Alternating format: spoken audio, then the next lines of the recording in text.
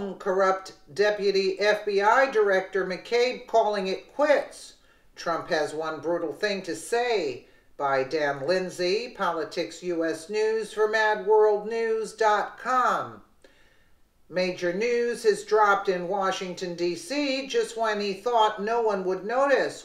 Our corrupt Deputy FBI Director Andrew McCabe spread the word that he's calling it quits and leaving the Bureau after getting caught conspiring against President Donald Trump.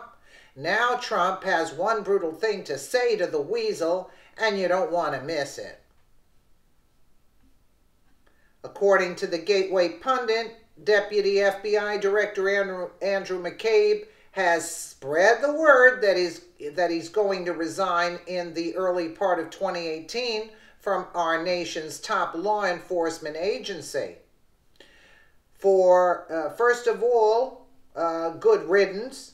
Just like former FBI Director James Comey, McCabe is an ugly stain on the FBI's honored history of invaluable service to the American people. Even though he tried to disperse the news quietly over the Christmas weekend, it didn't take long for President Trump to find out, and of course, he had something to say about it.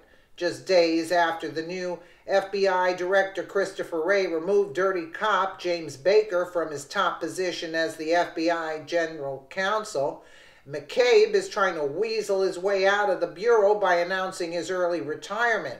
This piece of corrupt garbage doesn't deserve a retirement, and apparently that is exactly what President Trump thinks too. FBI Director Andrew McCabe is racing the clock to retire on full benefits, 90 days to go.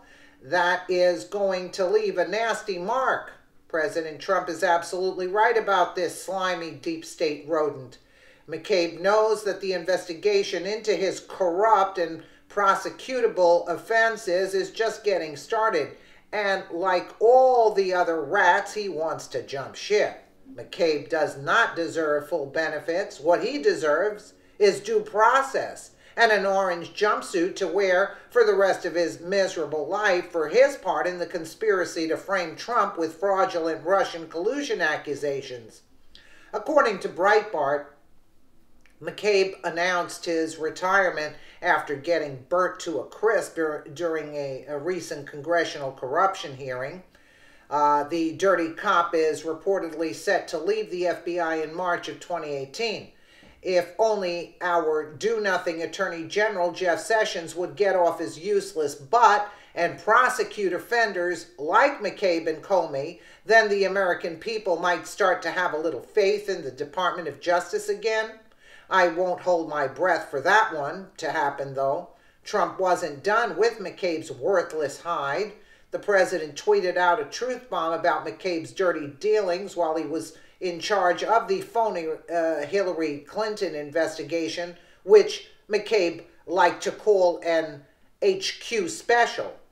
Take a look at what Trump had to say about McCabe getting nailed for his wife's campaign, receiving a bundle of money from Clinton puppets. How can FBI Director Andrew McCabe, the man in charge along with leaking James Comey of the phony Hillary Clinton investigation, including her 33,000 illegally deleted emails, be given $700,000 for wife's campaign by Clinton puppets during investigation? It started with the firing of James Comey, and now McCabe is calling it quits. Draining the swamp wasn't going to be easy and has proven to be extremely hard work for our president. It's crucial for American patriots to continue supporting his efforts to restore law and order to our nation. Corrupt cowards like McCabe should never have been allowed to hold a position within the FBI. I think I speak for millions of deplorables when I say that it is time to scour the entire Bureau for others who deal in dishonesty and lawlessness. Trump isn't the only one in the DNC who thinks that McCabe is a dirty rat. Here's a flashback from the middle of December where South Carolina's Republican bulldog Trey Gowdy tells America that he doesn't expect McCabe to last much longer, much more than a week longer because of his corrupt behavior. Maybe Gowdy has the gift of prophecy, or he's just good at calling bullcrap when he sees it. Oh, it's long. Reports of bias on the Mueller-Russia investigative team. Here's a bit more of that. So let's be really clear why we have special counsel. It was either a real or perceived conflict of interest that we were fearful would either impact the result or people's confidence in the process. And then lo and behold, those who are supposed to make sure there are no conflicts of interest seem to have a few of their own. There's a senior prosecutor who sent obsequious emails to a fact witness. She's a really important fact witness if you pursue the line of inquiry that my Democrat friends want to pursue. They got off of collusion and now they're on obstruction of justice. So here exclusively on the story tonight, House Judiciary Member Trey Gowdy. Congressman, welcome. I believe that you were referring to Sally Yates there and the email that she received from Andrew Weissman congratulating her on not defending the Trump ban and saying that he was in awe of her, I think are the words he used. So you pressed Rod Rosenstein on this today. Were you satisfied with the answer that you got to that question? A little bit, but you know, he was explaining all day. This is a really bad fact pattern. I hate it for Rod Rosenstein that he's the one explaining it, because he's not Peter Strzok and he's not Andy Mccabe and he's not Jim Comey, so he's having to do a little bit of cleanup. But these are really bad facts if you care about an impartial, objective Department of Justice and FBI. All right, I want to go to the other part of the text messages that goes to this question of conspiracy, because as Ed Henry laid out, the timeline on all of this is very problematic. This is a text message from Peter Strzok to Lisa Page. I want to believe the path you threw out for consideration in Andy's office, that there's no way he gets elected, but I'm afraid we can't take that risk. It's like an insurance policy in the unlikely event that you die before you're 40. Now, you know, obviously everyone's going to try to figure out what he was going to do to make sure that you couldn't take that risk. But it would help everyone to understand that at the time that he said that, he was investigating Hillary Clinton to decide whether or not they were going to pursue charges against her. Yes, ma'am. I'm still trying to figure out why 3 FBI agents are discussing politics in the Deputy Director's office, because you're not supposed to discuss politics on federal ground, and FBI agents aren't supposed to engage in politics for Hatch Act reasons. Remember, we were supposed to interview Andy Mccabe yesterday on another committee. It was all set up and ready to go, and then at the last minute they said, he can't come Tuesday.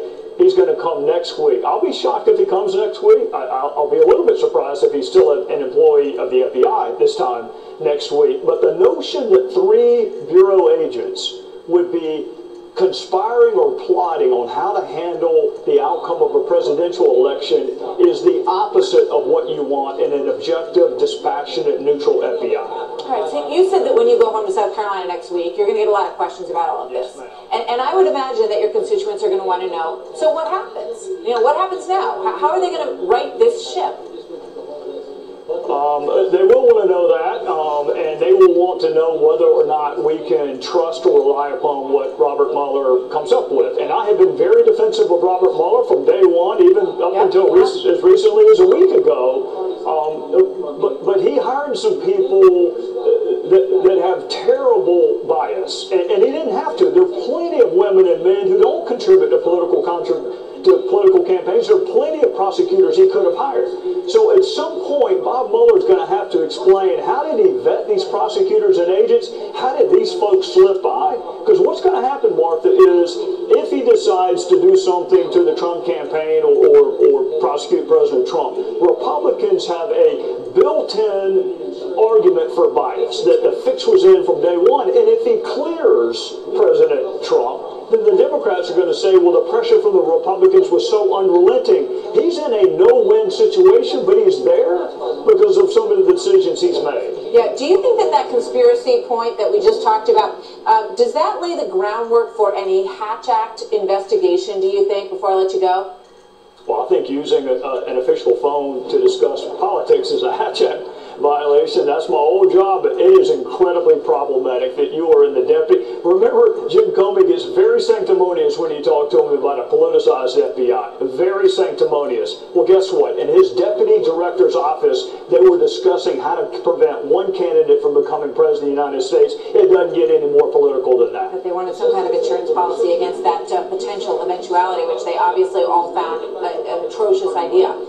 Trey Gowdy. Almost as bad as Ted Cruz. Almost as bad as Ted Cruz. Right? Congressman, thank you. Well, I'm shocked that McCabe was allowed to linger at the FBI as long as he was. The country knew that he was part of Hillary Clinton's vile team of deep state operatives for months, and still McCabe was allowed to stay on. Sometimes the process of removing corrupted officials like McCabe takes longer than we would like, but one thing is for certain: Trump is working overtime to get it done. Please share this with others if you think McCabe deserves prison instead of a pension. Oh, I agree with that. And did you notice the Mueller is done, actually, from what he was saying? Let me know what you guys think in the comments below. And again, thank you so much for watching.